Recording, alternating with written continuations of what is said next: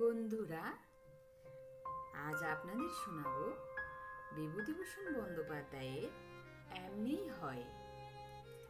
আমার ছেলেবেলায় কামার বাড়ি বলতে আমাদের গায়ে সাধু কর্মকারের বড় কোটা বাড়িটা বোঝাতো। অন্য যেসব কর্মকার ছিল আমাদের গ্রামে তাদের অবস্থা ছিল গায়ের আর 5 জনেরই মতো। কিন্তু ওদের ঘোড়ার গাড়ির কারখানা ছিল, কলকাতায় বাড়ি ছিল। আমাদের গরিব গায়ের লোকের পক্ষে স্বপ্ন। ওদের বাড়িটা বছরের মধ্যে অধিকাংশ সময় চাবি বন্ধ থাকতো।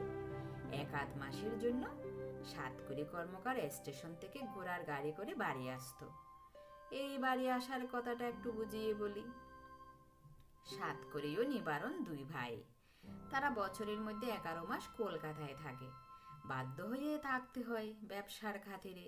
কিন্তু তারা যে এ গায়ে নাম করা রাশভারী অনেক লোকের চেয়ে বড়, সব বিষয়ে বড় লোক, এটা না দেখাতে পারলে গ্রামের লোকে বুঝবে কেন? কিন্তু তার অবসর মেলে না, মেলে বছরের মধ্যে মাত্র 1 মাস। সুতরাং এই 1 মাসের মধ্যে চালে চলনে, পোশাকে পরিচ্ছদে, আচারে ব্যবহারে গ্রামের লোককে চোখে আঙুল দিয়ে দেখিয়ে দেওয়াই চায় যে ওরা বড় লোক। কলকাতায় তাদের কি আছে না আছে গ্রামের লোক দেখতে যাচ্ছে না। ওরা বেশ তৈরি হয়ে আসতো বড় মানুষই দেখাবার জন্যে। যা দেখাবার এই 1 মাসের মধ্যেই দেখিয়ে যেতে হবে।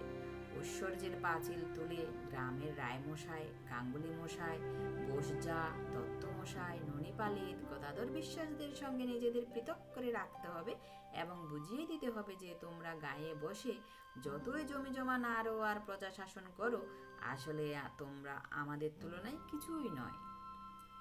এই ঘোষণা করবার আটটা ছিল ওদের চমৎকার।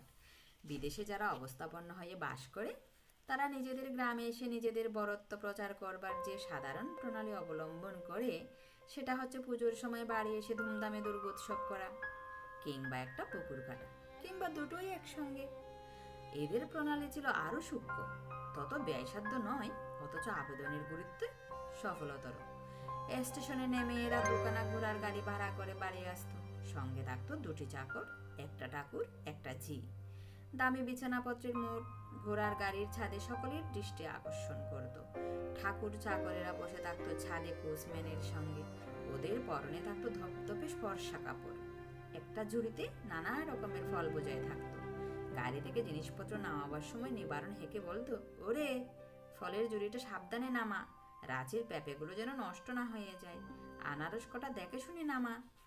চারিপাশে ইতিমধ্যে গায়ের ছেলেপেলেরা ভিড় করত। 2-1 জন পথ চলতি লোকও হাঁ করে তাকিয়ে দেখত ভিড়ের মধ্যে থেকে। তাদের মধ্যে হয়তো কেউ বলতো, কর্মকার মশাই বাড়ি এলেন?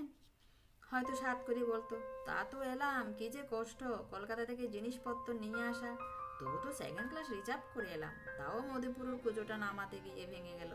ও ঠাকুর, এই বাক্সটা ধরে নামাও, কাচের বাসন আছে। এই প্রণালীর আবেদন সূক্ষ্মতর, কিন্তু আদৌ ব্যয়সাধ্য নয়। আমরা যে যার বাড়ি এসে ঘটা করে বর্ণনা করতাম আমাদের গরিব বাপ মায়ের কাছে ওদের ওই ঐশ্বর্যবহুল সাড়ম্বর গৃহপ্রবেশ। লোকের মুখে মুখে গ্রামান্তরে ছড়িয়ে পড়তো। তারপর ওরা যতদিন থাকতো, প্রতিদিনে নানা ঘটনায় ওরা বুঝিয়ে দিত ওদের সঙ্গে গ্রামের লোকের তফাৎ কতখানি। সাতকড়ি ছিল বড় ভাই, নিবারণ ছোট। নিবারণের ছেলে ছিল মাত্র একটি, তার নাম সতীশ। তখন তার বয়স 19-20।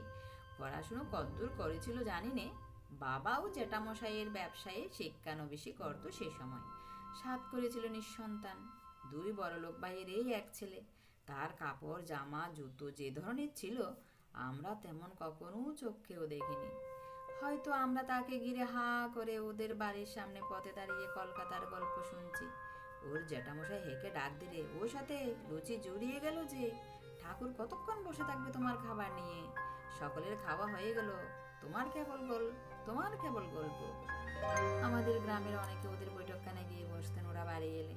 সাতকড়ি দামি শাল গায়ে দিয়ে 8 আঙ্গুলে 10টা সোনার আংটি পরে রূপোর গড়গড়া টানতে টানতে তাদের সঙ্গে কলকাতার ব্যবসার গল্প করত। তার মধ্যে 1-2 লাখের নিচে কোনো টাকার অঙ্কই ছিল না।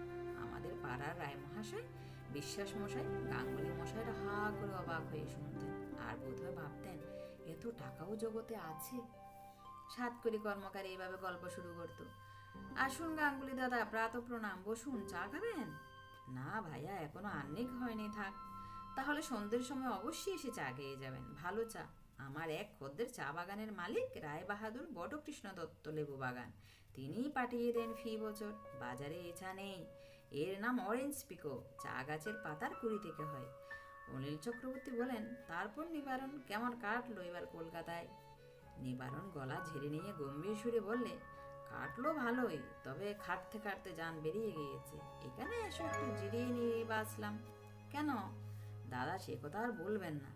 50,000 টাকা লোহা কিনে ফেলে রেখে এসেছিলাম পাটনায় এক হিন্দুস্তানি লোহাওয়ালার দোকানে। তারপর সে লোহা আর আসে না। 3বার সেজন্য ছুটোছুটি করলাম সেখানে। আমাকে পাটনার সকলেই চেনে, সকলে খাতির করে। বাজারে বেরুলেই বলবে, আসুন বাবু। বাবু ছাড়া নাম ধরে কেউ ডাকবে না। তারা বললে, এমন জুয়াচোরের ফাঁদেও আপনি গিয়ে পড়েছেন। সে লোহা বেশি দাম পেয়েও অন্য জায়গায় বেচে দিয়েছে। তারপর তারপর নালিশ মোকদ্দমার ভয় দেখিয়ে উকিলের চিঠি দিয়ে অনেক কাণ্ড করে তবে সে লোহা উদ্ধার করলাম। অনেক টাকা খরচ হয়ে গেল তাতে। সাত করে অমনি উঁচিয়ে বসে আছে। সেই অমনি বলবে, টাকা খরচের কথা আর শুনে কি হবে ভাইয়া, আমাদের পর্তা পড়েছে খারাপ। শুধু বাজে টাকা খরচ লেগেই আছে। পোস্তায় লঙ্কার মহাজন আছে এক মাদ্রাজি, তার হয়ে মাল গোস্ত করতে গেলাম চাটগাঁয়ে। জুরন বণিক আর হারাদন বণিক চাটগাঁতে বড় আড়তদার। দুজনের আড়ত থেকে 70,000 টাকার লঙ্কা খরিদ করলাম। হুন্ডিতে টাকা দেব, হুন্ডি বন্ধ হয়ে গেল। এদিকে মাদ্রাজে টাকা পাঠায় না। আমি ঠায় চাটগাঁয়ে বসে টেলিগ্রাম করলাম, জবাব নেই। তখন নিজে কলকাতায় এসে মহাজনের সঙ্গে দেখা করে খুব বকাঝোকা দিলাম। তা বললে, বাবু কসুর হয়েছে, ছেলের অসুখের খবর পেয়ে দেশে চলে গিয়েছিলাম, এই নিন টাকা। আবার সেই টাকা নিয়ে চাটকা ছুটি। টাকা দিতে যাব, অন্য আড়তদারেরা ডেকে বললে, বাবু মাল নেবেন না, বাজার পড়ে গিয়েছে, কলম্বো থেকে লঙ্কার অর্ডার একদম বন্ধ, বায়না যা দিয়েছেন যাই যাক, মহাজনের টাকা বাঁচান। আমি জুরন বণিকের সঙ্গে দেখা না করে সেই রাতেই চলে এলাম চাটকা থেকে। এইবার নিবারণ একটা কিছু বলবে ঠিক করে বসেছিল, কিন্তু চাকর এসে জানলে বেতরে তাকে মা কি জন্যে ডাকছেন। বাধ্য হয়ে তাকে উঠে যেতে হলো। সাতকড়ি কর্মকার সম্বন্ধে একটা গল্প আজও আমাদের গ্রামে প্রচলিত আছে। একবার ওরা বাড়ি এসেছে। সাতকড়ি রাস্তায় পায়চারি করছে, গায়ের শাল বাড়িতে খুলে রেখে এসে। এমন সময় পাশের গ্রাম বেলডাঙ্গার হিরুবাগদি চুপড়ি মাথায় কই মাগুর বিক্রি করতে নিয়ে যাচ্ছে। সাতকড়ি ডেকে বললে, এই কি মাছ? হিরুবাগদি ভিন গাঁয়ের লোক, সে সাতকড়িকে চিনত না। গ্রামে সাধারণত ওরা মাছ বেচতে চায় না, কারণ গ্রামের লোকে ঠিক দর দিতে চায় না, তার উপর দাম বাকি রাখে।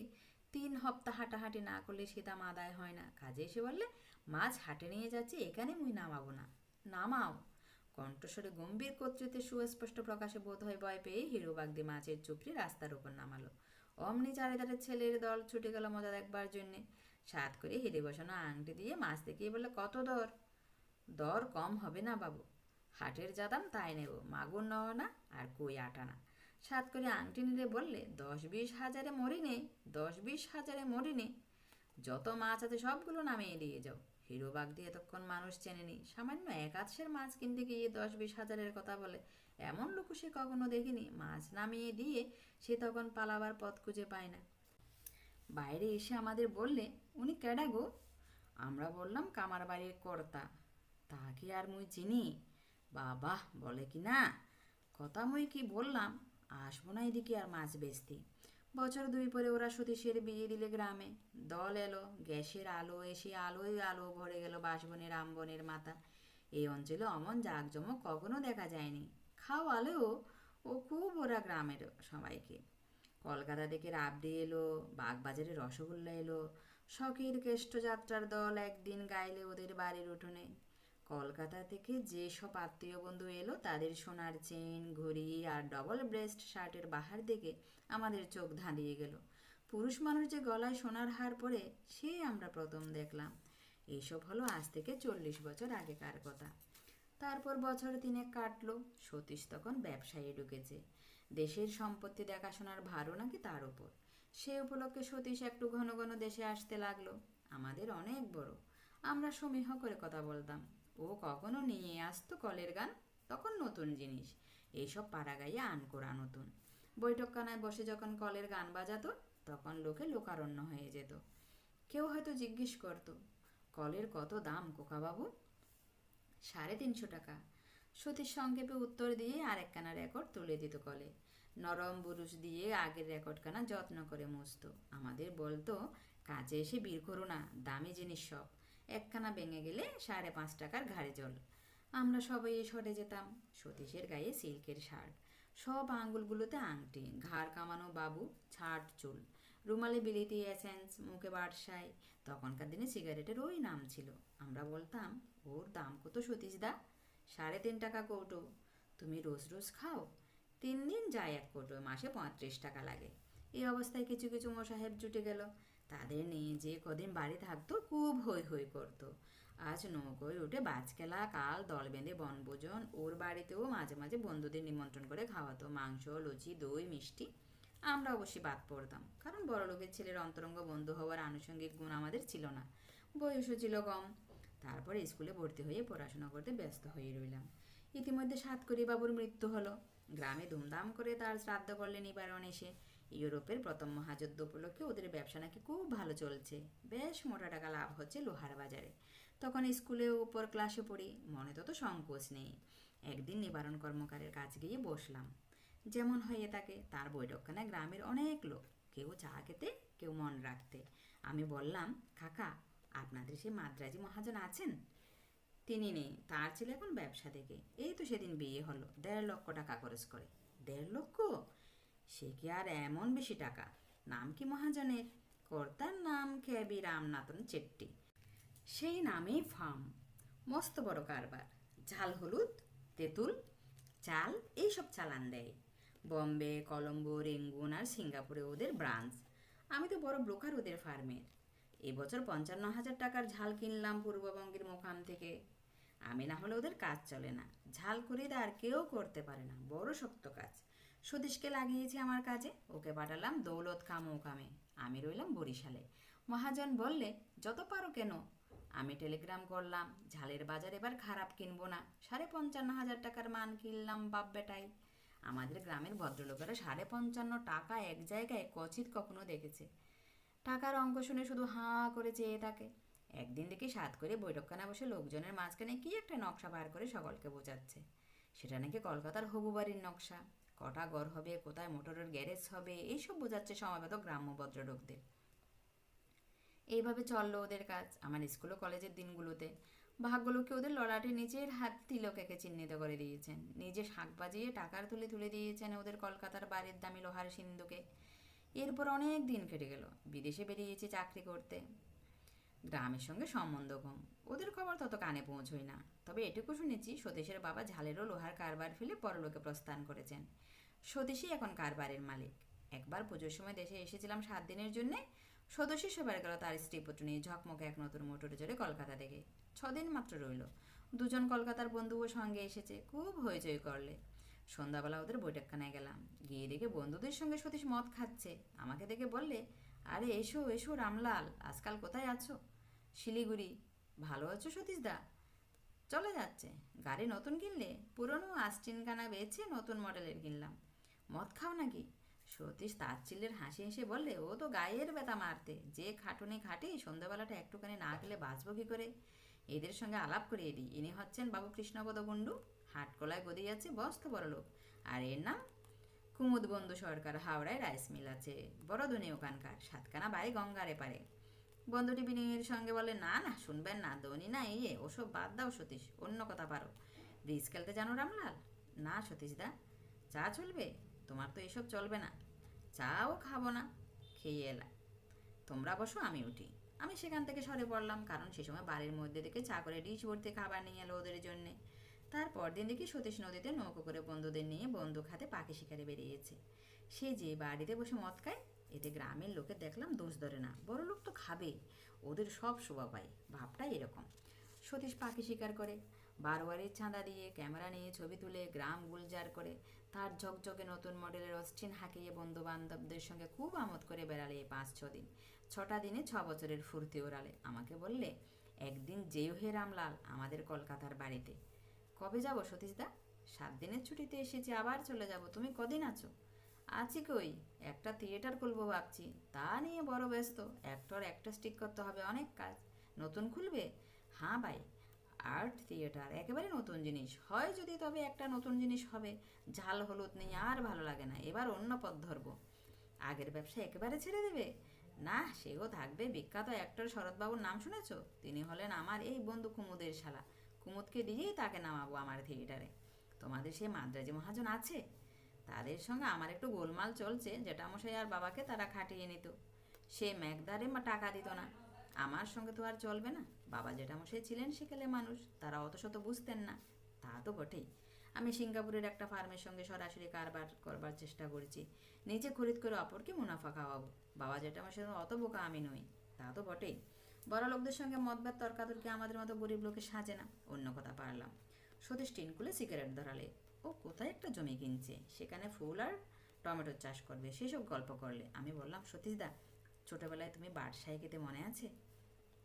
তখন তাই ছিল। সেসব কি আর আজকের কথা? তখন আমার বয়স 20 কি 22, এখন হলো 37-38। মাথার চুল পাক ধরেছে। এখানে লাগছে ভালো সতীশদা? আচ্ছা বলতে পারো, টাংরার বিল পর্যন্ত মোটর চলবে এই বর্ষাকালে? না বোধ হয়। যাবে নাকি? যেতুম, সেখানে জলপিপি আর হাঁস বেশ পাওয়া যায় জানো। আমিও খবর রাখিনি, বলতে পারবো না। দিন দুই পরে যথেষ্ট ফটো তুলে যথেষ্ট শিকার করে নতুন মডেলের ট্রেনে চড়ে বন্ধু বান্ধবদের সঙ্গে সতীশ চলে গেল কলকাতায়। আমিও চলে গেলাম আমার চাকুরিস্থল শিলিগুড়িতে।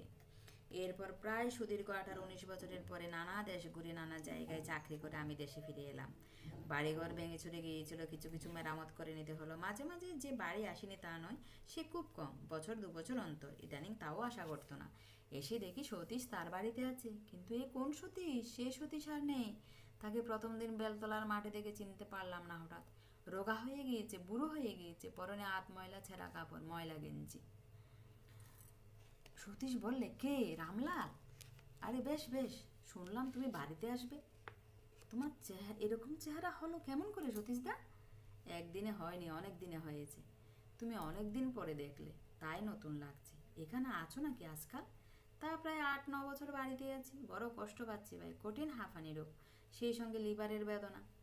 যখন ধরে তখন শেষ করে দেয়। এদিকে এসেছিলাম গরুটা খুঁজতে, তা পেলাম না, যেও সন্ধ্যাবেলা। সতীশের খবর মাঝে মাঝে বিদেশে আমার কানে যে একেবারে পৌঁছায়নি তা নয়। শুনেছিলাম ওদের ব্যবসা নেই, কলকাতার বাড়ি বিক্রি হয়ে গিয়েছে, পাওনাদারেরা সব বেচে কিনে নিয়েছে, থিয়েটার করতে গিয়েই সব গেল। তবে সেই সতীশ যে একেবারে এমন অবস্থায় পৌঁছেছে তা বুঝিনি। রাসবিহারী মুখুজ্জের কাছে কথাটা বলতেই রাসবিহারী বলে, ও কে? সতীশের কথা বলছো? এখনো কিছু বোঝনি বাপু। সতীশের মা কি বউ তোমার কাছে যায়নি? কেন? ওই দেখো আবার বলে, কেন? ভিক্ষে করতে, নইলে পেট চলবে কি করে? বলেন কি, এত দূর হয়েছে? তা তো ভাবিনি। এখনো খবর পাইনি। তুমি বাড়ি এসেছো, কাল সকালেই যাবে। আমরা তো বাবু বিরক্ত হয়ে গেলাম। বলে নিত্যি নেই দেয় কে, আর নিত্য রোগী দেখে কে? ওর মা সর্বদা যাবে, চাল দাও, পয়সা দাও, তেল দাও। ওদের অবস্থা এমন হলো কেন? আবার বলে, কেন? তা হবে না। মদে বদখেয়ালে ইয়েতে বাপ জেটার পয়সাগুলো ঘোচালে। থিয়েটার করতে গিয়ে বাড়ি কেনা গেল কলকাতার। পাওনাদারেরা ডিক্রি করে যথা সর্বস্ব নিয়েছে। এখানকার জমি জমাও ক্রোক করে নিয়েছে। বিঘে ধানের জমি বুঝিয়ে আছে, তাও সারা বছরের ভাত হয় না তাতে। এখন ছাই ফেলতে ভাঙাগুলো সেই গাইয়ের বিটে। আর যাবে কোথায়? তাছাড়া ও বাঁচবে না, কঠিন রোগ, পত্য নেই, চিকিৎসা নেই। সতীশের বাড়ি সন্ধ্যাবেলা গিয়ে বসতাম, প্রায়ই যেতাম। ছেঁড়া মাদুরে বসে হাঁপাতো। এই সময় নাকি হাঁপানির টান বাড়ে। আজ 10 বছর হলো সতীশ গ্রামে বাস করেছে। হিসেব করে দেখলাম, এই 10 বছরে দারিদ্র্যে, অনাহারে আর রোগে ওকে এই অবস্থায় নিয়ে এসে ফেলেছে। পুরোনো দিনের কথা আমি কিছু কিছু তুলতাম। একদিন বললাম, তোমার বিয়েতে এ গাইতে ইংরেজি বাজনা এসেছিল, আর গ্যাসের আলো জ্বলেছিল, মনে পড়ে?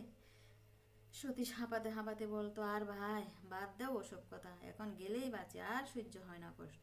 সেই সব মনে নেই ভাই, মনে নেই। আর মনে থাকে কোথা থেকে মনে থাকবে? রোজ একটা করে টাকা না হলে সংসার চলে না, তাও নুন ভাত খেয়ে। কোথা থেকে মনে থাকবে বলো কি? তা তো বটেই। সকালে একদিন বাড়ি বসে আছি, সতীশের মা এসে বললেন, বাবা একটা কথা বলবো, আমায় 4 আনা পয়সা দিতে পারো? আফিং চাই রোজ 4 আনার, কাল জোগাড় করতে পারিনি। কোকা পেট ফুলে দম আটকে যায় আর কি। মা হয়ে দেখতে পারিনি, তাই তোমার কাছে এলুম বাবা। আবার একদিন ওর বউ, আর একদিন ওর মা, শুধু কোকার আফিমের পয়সা 4 আনা। বাড়িতে স্ত্রীকে বলে দিলাম, এরা এলে যেন ফিরিও না, 4 আনাই দিও। স্ত্রী বললে, তুমি শুধু দেখো 4 আনা, ভেতরের খবর তো জানো না। কামার বউ এসে চায়ের দুধ দিয়ে নিয়ে যায়, চাল নিয়ে যায়। একখানা পুরনো শাড়ি দিলাম, বললে পরবার কাপড় নেই, দিন, না হলে মান যাবে। কি করে দিলাম, ওরা নাকি খুব বড় লোক ছিল। গৃহিণীকে বললাম পুরনো দিনের কথা। আমি তখন বালক, সাতকড়ি ও নিবারণ কর্মকারের শালের জোড়া ও দাস দাসীর বাহার, 10-20 হাজারে মরতো না নিবারণ কর্মকার। একদিন ওকে দেখতে গেলাম, তখন আমি বছর খানেক হলো দেশে এসেছি। সতীশ বললে, আর বাঁচব না, একটা জিনিস খেতে বড্ড ইচ্ছে, খাওয়াবে? কি? বড্ড ভালোবাসতাম মাংসের কাটলেট, কতকাল খাইনি। খাওয়াবো, তবে তোমার কিছু খারাপ হবে না তো? ও হেসে বললে, আর আমার খারাপ আর ভালো। শোন, বউটাকে একটু দেখো, বুঝলে? ভালো মানুষের মেয়ে, বড় খোয়ার করলাম, কষ্ট হয়। তুমি বরং। হাপের টানে ও আরও বেশি কিছু বলতে পারলো না। আমি বাধা দিয়ে বললাম, ওসব কি কথা, কিছু হয়নি তোমার। কাটলেট খেয়ে খুব খুশি। বেশি খেতে পারলে না, 2-1খানা খেয়ে ওর স্ত্রীকে দিয়ে দিলে। বলে, আহ, কতকাল খাইনি আগে। একটু ম্লান হাসি হেসে চুপ করলে। সতীশ আরও 1 বছর দুখতে দুখতে টিকে গেল। হাঁপানিতে কষ্ট পায়, সহজে মরে না। ওর স্ত্রীও সেই বছরের মধ্যেই মারা গেল। গ্রামের লোক চাঁদা করে গঙ্গায় দিয়েছিল দুজনকেই। সতীশের মা কিন্তু আজও বেঁচে আছেন, কোনো অসুখ নেই, দিব্যি শরীর। মুখুজ্জে বাড়ি বাসন মেজে আর ছোট ছোট ছেলে মেয়েদের রেখে সেখানে দুবেলা খেতে পান।